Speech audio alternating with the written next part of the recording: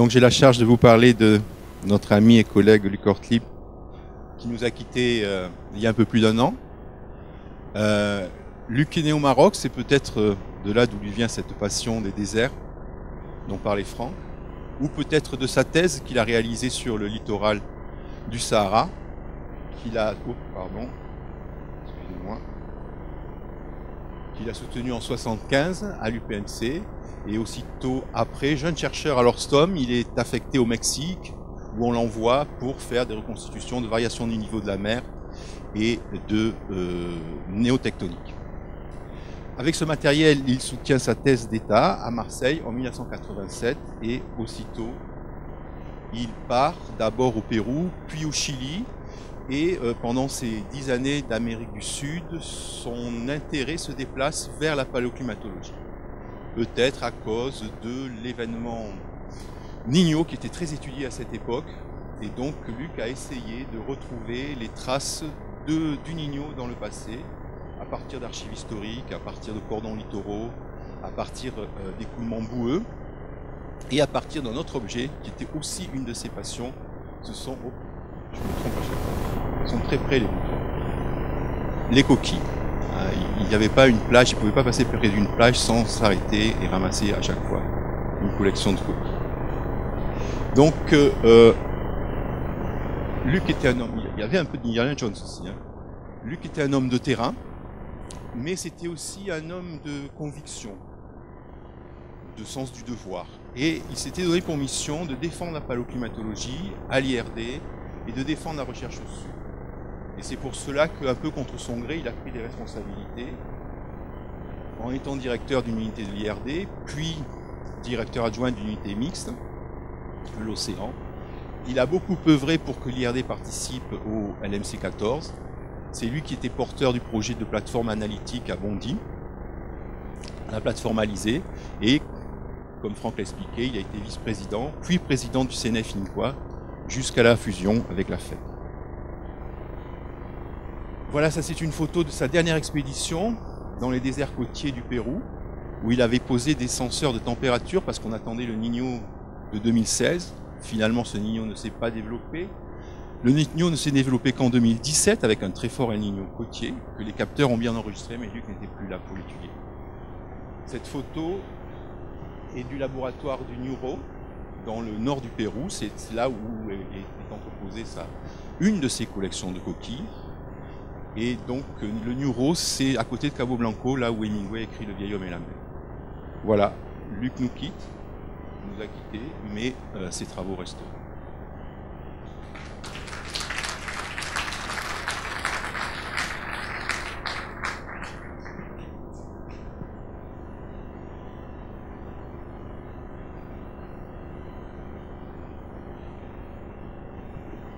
Bien, je prends le relais pour vous présenter un peu plus succinctement, certainement, Nicole Petit-Mer, donc qui 1928 Paris, 2016 La Moute dans les Bouches-du-Rhône. Vous voyez un peu ici son CV très très raccourci, avec quelque chose que peut-être peu le savent. Elle a fait un doctorat en sciences en 1966 sur le crâne des anthropomorphes. Nicole au départ était une anthropologue, et elle a eu d'ailleurs pour ce belle thèse d'État, le prix de Broca en 1967. Elle est directeur de recherche au CNRS, elle a fini avec un éméritat au LAMPEA, dans notre laboratoire à Aix-en-Provence.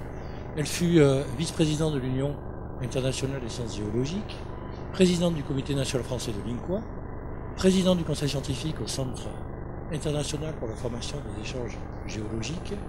Et puis, vous pouvez voir également qu'elle a dirigé un certain nombre de grands programmes UNESCO sur le climat.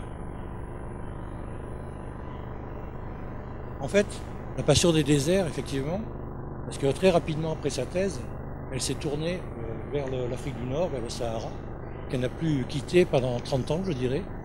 Elle a fait son premier article donc en 71, et spécialiste donc de ces zones en Mauritanie, Mali et Libye. Elle était passionnée vraiment des déserts, et elle a essayé elle avait une démarche intégrative, réellement quaternariste et intégrative, de tout ce qui est géologie, archéologie, paléontologie. Elle a essayé de vraiment d'intégrer tous ces champs disciplinaires dans une vision synthétique des occupations préhistoriques en diachronie. Son célèbre ouvrage Sahara ou Sahel, peut-être on reverra cette image de ces buttes témoins de Taoudéni qui sont si spectaculaires. Vous la voyez ici donc dans ses occupations favorites depuis le prendre du thé ou collecter avec elle était toujours entourée d'une équipe de spécialistes qui l'accompagnaient sur le terrain. Par la suite, et notamment au sein quand alors elle est originaire, un peu comme certains d'entre nous, d'un creuset de quaternaristes qui est le laboratoire de géologie du quaternaire, qui était basé à Marseille, dont une directeur a été Madame Alimène.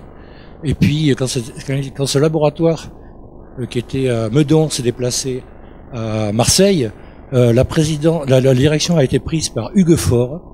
Hugues Faure qui a énormément œuvré dans le cadre de l'INCOA pour le quaternaire. Il en a été d'ailleurs un président pendant de longues années.